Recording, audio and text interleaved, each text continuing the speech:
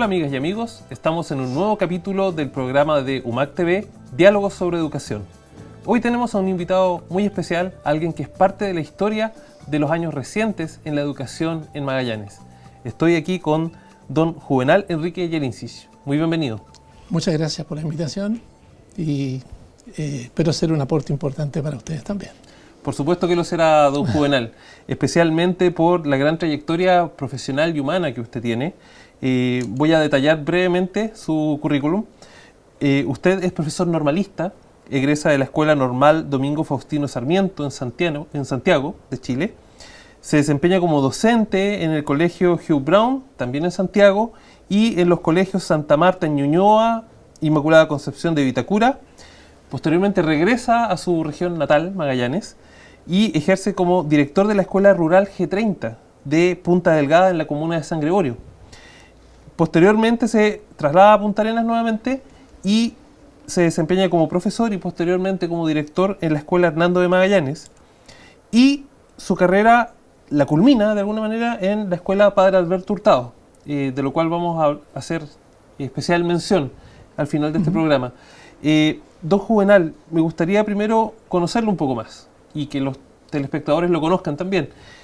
Cuénteme un poco acerca de su familia aquí en Magallanes y cómo se despertó en usted la vocación del magisterio. Bueno, soy hijo de don Juvenal Enríquez Martínez, profesor primario, y de Olga Yelincich Sapunar, dueña de casa. Componíamos la familia 5 hermanos y estoy casado ya hace 52 años con mi esposa que conocí en la normal, doña Nora Concha Ferreira. Tenemos 2 hijos, Eduardo, que es controlador de tránsito aéreo, y mi hija, que es profesora de educación diferencial. Somos felices y orgullosos de 5 nietos. Perfecto. ¿Cómo usted descubre que tenía la vocación de enseñar? Sí, bueno, de partida el ejemplo de mi padre es que nos entregó cuando éramos pequeños de servir a los demás, que también lo toma mi hermana mayor, que fue profesora también. Y bueno, cuando llegó el momento de estar en la enseñanza secundaria o enseñanza media, comienzo a ver cuáles eran los intereses que tenía y decidí ser profesor porque vi en ellos, en estas 2 personas, mi padre y mi hermana, ese espíritu de servicio que era encomiable. Ahí me lleva a ingresar a la Escuela Normal Domingo Faustino Sarmiento en Santiago, donde egreso el año 1965.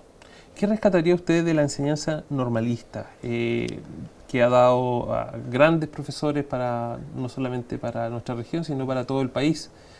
¿Cómo lo compararía usted ese tipo de enseñanza con la que reciben ahora los estudiantes de pedagogía?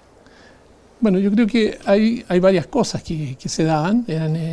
Todos nuestros profesores eran profesores de aula, y que eran destacadísimos maestros y que nos inculcaron muchísimo el profundo sentido social que tiene que tener un maestro, aparte de la capacidad para entregar los conocimientos adecuados y en forma eficiente y eficaz a nuestros alumnos.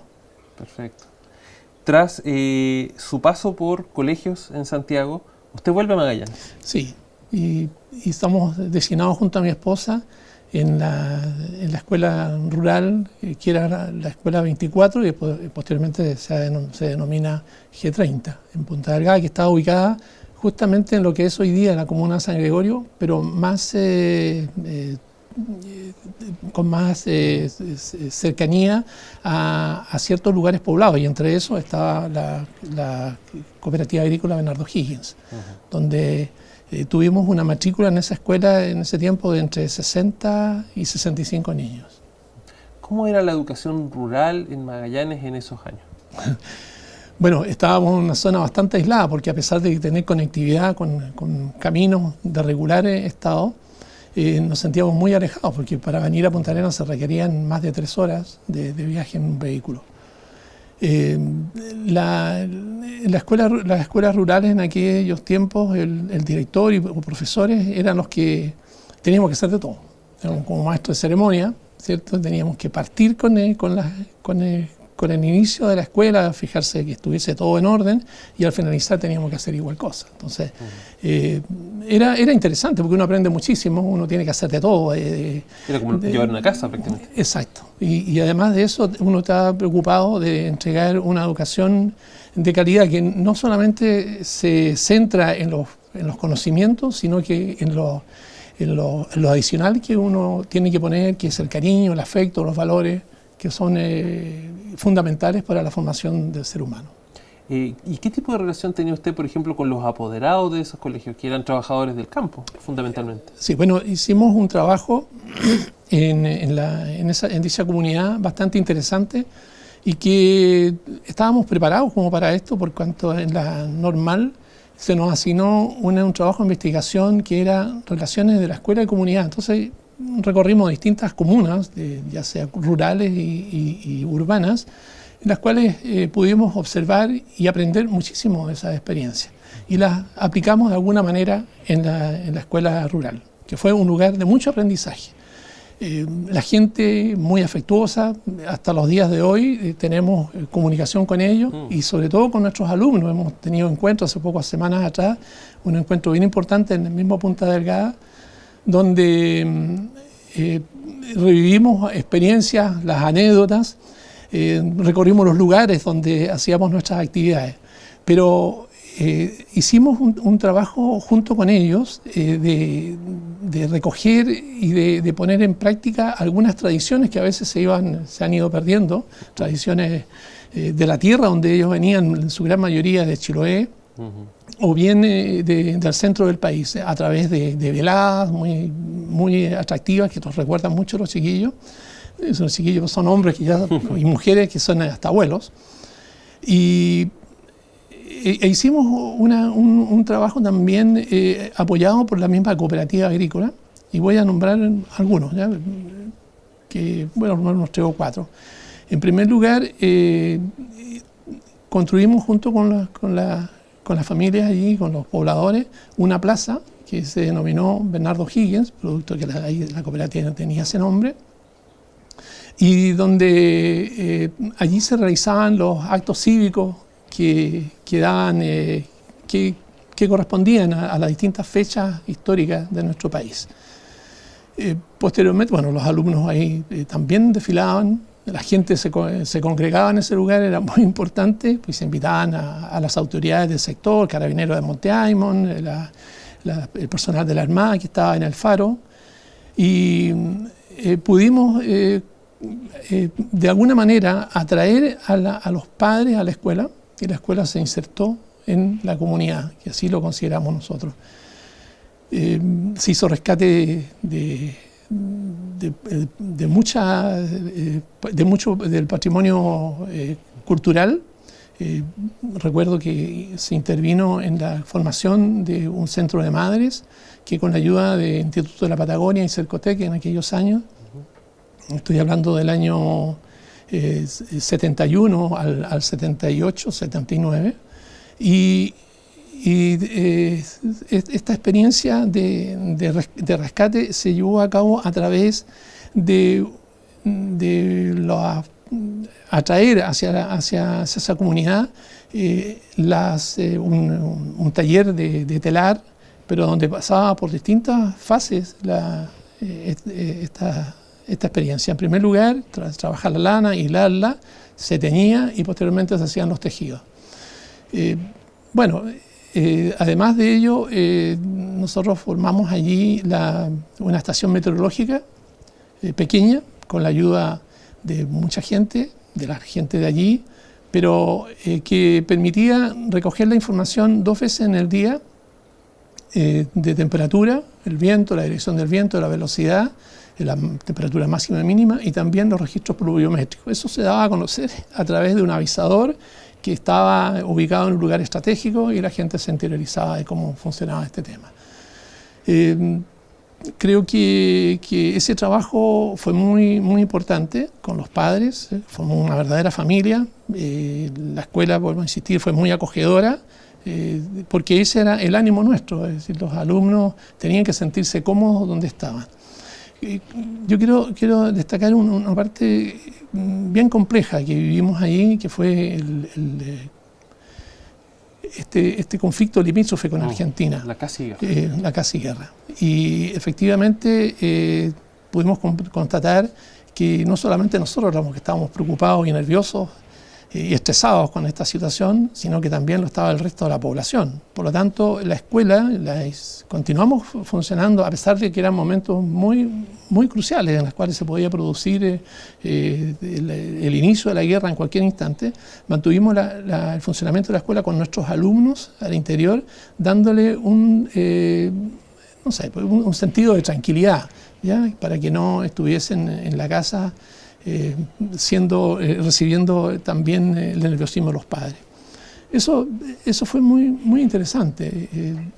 La verdad es que teníamos veladas para rescatar este bagaje cultural que la gente traía. Se hicieron cosas muy hermosas allí. Tras este paso por la enseñanza rural, que por lo que usted cuenta ha sido muy enriquecedor y fundamental para su vida profesional, usted retorna a Punta Arenas, primero como profesor y después como director de la escuela Hernando de Magallanes. ¿Cómo fue el pasar de una escuela pequeña en el campo a una en la ciudad? Sí. Bueno, nos encontramos en primer lugar con un grupo de profesionales muy competentes. Conformamos un equipo muy valioso, eso nos llamó muchísimo la atención. Ellos tenían distintas actividades, era una escuela pequeñita de 63 o 65 alumnos y pasaron a una escuela donde habían 800 o más o 1000 alumnos. Y bueno, fue un poco, tuvimos que acomodarnos a esa situación, pero fue muy enriquecedor. En primer lugar, por estar en la ciudad también nos pudimos perfeccionar, porque estando en la zona rural era más difícil en esa época. Ahí vimos cómo había un desarrollo notable no solamente de las asignaturas, ¿no es cierto?, del preocupado del rendimiento escolar de los alumnos, sino también entregarles un valor agregado a ese trabajo, que era a través de las actividades no lectivas, donde habían talleres de deporte, de pintura, de folclore, de canto, etc. Y hay un par de hitos, ¿no es cierto? Porque bueno, yo que quiero destacar, en el año 1987 asumo la dirección de la escuela. Y allí se pone mucho énfasis sin dejar de lado todo lo que se venía haciendo, porque tampoco teníamos una cultura, nunca tuve una cultura refundacionista. Yo creo que hay que crear, sobre las bases, crear nuevas instancias de mejoramiento de la educación. Y tomando ese ejemplo de esos directores anteriores, se continuó fortaleciendo el arte, la ciencia, la cultura en general. Con la comunidad formamos un equipo muy valioso, se amplió las redes de apoyo y con las juntas de vecinos, clubes deportivos, iglesias, consultorios, etc. Pero también nacieron allí la primera banda de guerra escolar de una escuela pública. Hay una escuela Hernando Magallanes, fue la primera en tenerla. Se formó un conjunto folclórico de apoderados, el conjunto Michay, que tuvo una amplia presentaciones durante ese periodo en que estuvimos allí, exitosos además. Se formaron grupos vocales, entre esos el recordado Granizo, y grandes éxitos a nivel comunal, regional y nacional en deporte y pintura. Perfecto. En la escuela de Hernando de Magallanes usted permaneció aproximadamente 15 a 20 años. 15 años. 15 años. 15 años, sí. Y usted posteriormente se traslada a otro colegio. Usted concursa como director de la Escuela Padre Alberto Hurtado. Cargo por el cual es mucha la gente que lo recuerda, según uno puede conversar por ahí. Cuénteme un poco cómo fue el asumir este desafío, ya viniendo de haber sido director por largo tiempo en otro colegio y de alguna manera volcando todas las ideas que usted había estado acumulando durante su carrera docente en esta dirección. Bueno, en estos años en que me he desempeñado, la verdad es que he ido, como bien dice, ¿no es cierto?, he ido recogiendo las experiencias y las he ido aplicando. Trabajé en educación 47 años, así que no es algo menor. Pero yo creo que uno nunca puede hacer solo las cosas. Para eso hay equipos de trabajo que colaboran y llevan adelante las ideas que surgen de conversaciones, y eso hace de que la idea no sea de una sola persona, sino que ya pasa a ser de todo un equipo. Bueno, allí en la escuela Padre Hurtado tuve la tarea, la misión de organizarla. No era una tarea menor. Nos encontramos con una matrícula de 450 y tantos alumnos, más o menos, y de los cuales yo quiero destacar algo. Porque no era un panorama muy fácil de llevar adelante. En nuestros alumnos el 24,7%, eso lo recuerdo muy claramente porque muchas veces hice exposiciones al respecto, casi la cuarta parte del alumnado tenía la dificultad de haber sido repitiente, era complejo. Una gran cantidad de alumnos no tenía los niveles necesarios de lectoescritura, y muchos alumnos también estaban desfasados su edad con respecto al curso. Teníamos niños de 12 años en cuarto básico o en tercero básico. Por lo tanto, una de las primeras tareas para no estigmatizar a nuestra escuela, porque se veía ya venir ese tema, en la cual se hablaba de que la escuela Padre Hurtado era la escuela que recogía o que tenía alumnos repitientes y de mala conducta. Bueno, nosotros ante esa adversidad sacamos fuerzas potentes de esta flaqueza y nos organizamos. Y puedo contar que al final de cada jornada, en ese tiempo no existía la jornada escolar completa, sino que por jornada suspendíamos la estructura curso y nivelamos a nuestros alumnos de acuerdo a las condiciones en que ellos estaban en los aprendizajes. Eso se hizo durante un año. Se preparó a los niños que estaban más retrasados en su edad con respecto al curso, y bueno, se trabajó mucho en todo lo que eran los contenidos que estaban de alguna manera deficitarios en estos chicos. Eso se logró en un tiempo récord. En un año logramos nivelar, al final de año ya teníamos a los niños ubicados en los cursos que les correspondía, la gran mayoría. La parte conductual la superamos yo diría con una sola palabra: cercanía y cariño. Esta cercanía que partía en el momento en que los recibía en la puerta de la escuela, con el saludo y con una pequeña conversación con cada uno de ellos, nos permitió llevar adelante un trabajo mancomunado destinado a que los alumnos vieran de que la escuela era un lugar agradable para estar, donde existía cariño.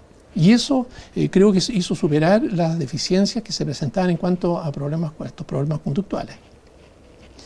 En la escuela surgen muchas ideas y que fueron, la verdad, ejemplo para otros establecimientos a nivel comunal, regional y también nacional. Recuerdo que con estas deficiencias que habían, y para no estigmatizar, como les decía anteriormente, tomamos algunas ideas que surgieron del equipo de profesores y también de apoderados, y que consistía en crear una escuela abierta a la comunidad.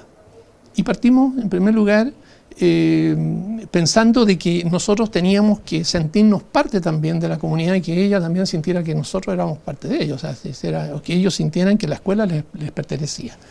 Así hicimos, en primer lugar, me recuerdo bien, a los pocos meses de iniciado nuestra labor allí, una limpieza del lecho del río La Mano, que era aledaño al establecimiento, donde no solamente participamos los profesores, los alumnos, los funcionarios en general de la escuela, los asistentes de la educación, sino que también los padres, pero más importante fue la participación de la comunidad, los centros de la junta de vecinos, los centros de madres, etcétera, que existían ahí, los clubes deportivos.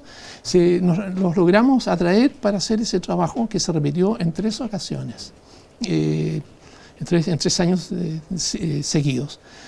Posteriormente a ello, una junta de vecinos, si no me recuerdo, la junta de vecinos número 22, logró instalar también este trabajo y lo tomó como algo que era parte también de la comunidad, y lo llevó adelante con una eficacia extraordinaria, una eficiencia, una eficacia extraordinaria, y que lo denominaron echémosle una mano al río. Pero fue espectacular porque ellos lo hicieron muy bien. Bueno, al año de funcionamiento de la escuela ya teníamos instalado allí un grupo scout, y ya un poquito más de un año ya teníamos nuestra banda de guerra, donde había un interés tremendo por participar. Logramos al poco tiempo crear un pequeño canal de televisión en circuito cerrado, que sirvió también de modelo a otros establecimientos, porque quiero destacar que la Escuela Padre Hurtado tuvo el primer canal en circuito cerrado escolar aquí en la región, y me atrevería a decir, porque no estoy tan equivocado, creo que fue uno de los primeros en Chile. Así es, de hecho se le cita como un ejemplo a nivel nacional de esa experiencia. Cuénteme, ¿cómo evalúa usted la imagen que proyectó la escuela a través de ese tipo de iniciativas? El canal de televisión, la banda de guerra, los Boy Scouts. Sí, claro, bueno, vinieron muchas otras cosas que las podemos mencionar más adelante, pero yo creo que acercó mucho a la gente a la escuela, permitió de que ellos, como yo les decía anteriormente, sintieran propia la escuela, y los niños se sintieran bien porque permitió levantar la autoestima no solamente de los niños, sino también de la comunidad en general, porque con todos estos problemas adversos, la escuela era capaz de generar una serie de instancias para superarla. Una de las cosas con las que yo me quedo es su idea de la integración entre la escuela y la comunidad que la rodea. En ese sentido, ¿cuál cree usted que es el legado que dejó su gestión en la Escuela Padre Alberto Hurtado sobre ese tema? Bueno, la verdad es que yo, como decía al inicio, no era un trabajo de una sola persona, porque creo que una de las claves de una buena gestión es tener liderazgos compartidos. No solamente uno es el líder y hace y deshace, sino que tiene que ser compartido, no tener miedo a eso. Yo creo que todas estas actividades que se desarrollaron permitieron no solamente la actividad misma, sino que los alumnos pasaron a ser protagonistas de su propio aprendizaje. Y eso es muy valioso, porque permitió que el alumno se sintiera capaz, que en su formación, en la formación no solamente académica, sino que había una formación humana o personal que habría que destacar. Yo creo que hay un dicho que siempre manteníamos allí. Siempre se puede, y la escuela pudo hacerlo. Tuvimos la ocasión de recibir en nuestras manos un libro de la UNICEF, creo, de la Fundación Chile y otras instituciones, que en este momento no recuerdo, y que decía, ¿quién dijo que no se puede? Y la verdad es que narraba situaciones de escuelas en organizaciones comunitarias muy pobres, pero que ellos podían salir adelante. Nosotros tomamos esa experiencia y postulamos a la Fundación Chile, y se logra por primera vez un establecimiento educacional en Magallanes recibe la distinción de este reconocimiento de certificación de la calidad de la educación. Y también siento un tremendo orgullo de decir que habían 32 escuelas que habían recibido en nuestro país ese destacado reconocimiento, y nosotros estábamos entre esas 32. Entonces, la escuela se hizo conocida a través de todas estas situaciones o emprendimientos que realizamos. Fíjense que el año 2003 se crea una orquesta gracias a la intervención de dos amigos de la escuela, don Carlos González Yaxich y don Jorge Chap Corona, fallecidos, que traen la idea de formar una orquesta. Se postula un proyecto, se gana, se compran los instrumentos, pero yo creo que siempre la escuela estuvo con logros, pero con muchas dificultades también. Tengo que confesar que pasamos momentos muy complejos con esa orquesta. Teníamos 2 profesores y el primer año, el 2003, increíble, pero 2004, no tuvimos financiamiento por parte de la corporación para pagar a los profesores. ¿A qué recurrimos? A los amigos de la escuela, amigos de la música, empresas. Las empresas se pusieron durante todo ese año con el total de las remuneraciones. Y eso, de alguna manera, potenciaba nuestro trabajo, porque nosotros nos iban a desmoralizar con una situación de este tipo, con la dificultad que teníamos. Y el año siguiente, la corporación municipal siempre ha tenido dificultades económicas, seguramente por esa razón fue, solamente financia la mitad de la remuneración del profesor. Ya teníamos uno solo, porque era imposible mantener los 2. Y recurrimos a las mismas instancias y logramos tener el apoyo afortunadamente de estas personas, el cual con reconocimiento, se hizo un reconocimiento en su momento, pero a todos aquellos que nos apoyaron, gracias, muchas gracias. Bueno, después se formó una orquesta de bronces. Sí. Pero todo esto, que tuvo connotada participación también, yo voy a destacar a la orquesta de cuerda en primer lugar, que recorre parte de la Patagonia argentina, chileno-argentina, y es invitado en 2 ocasiones, una a Buenos Aires, en un gran encuentro masivo de orquestas, y a Mar del Plata. Así que la orquesta, junto con la de bronce, que también recorre gran parte de aquí de la comuna y también una parte de la Patagonia argentino y chilena, se fusionan en un momento y se forma la primera orquesta sinfónica estudiantil, que yo no recuerdo haber leído que existía una orquesta sinfónica infantil. Eso fue muy potente. Don Juvenal, ha sido un agrado escuchar este resumen, porque obviamente hay muchas cosas que se quedan en el tintero, pero es un resumen muy interesante acerca de su trayectoria profesional y como líder de equipos, como usted lo ha dicho. No son solamente logros suyos, son logros de mucha gente, pero que encontraron en su momento en usted una guía importante. Yo quisiera, para terminar, pedirle una opinión, un consejo que usted le daría a los jóvenes profesores de hoy y especialmente a los que están recién asumiendo direcciones de colegios.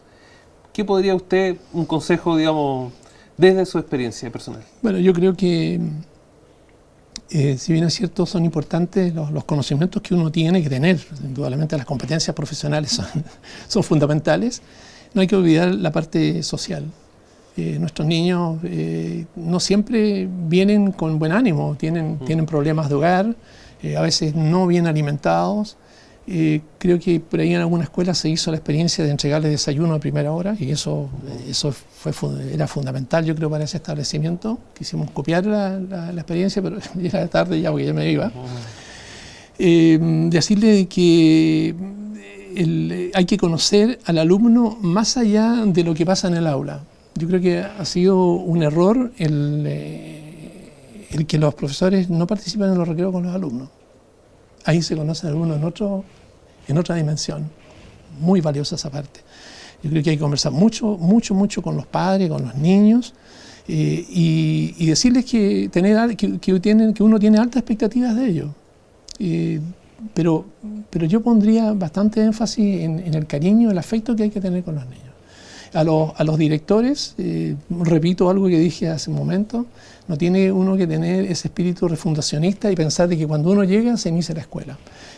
Hay experiencias, muchos directores viejos me contaban, antiguos, amigos como yo, que me decía, mire, ¿sabe? Llega un nuevo director y lo primero que hace es cambiar la insignia, cambia el estandarte y borra todo lo que había antes. No, hay que construir sobre las bases sólidas que se construyó la escuela, salvo que haya sido totalmente un desastre. Lo que no creo que aquí en Punta Arenas hayan escuelas que estén en ese nivel de tan bajo, sino que han habido directores muy buenos, extraordinarios, dedicados 100%. Y lo otro, que yo siempre decía que uno nunca tenía que estar con la zapatilla de clavo.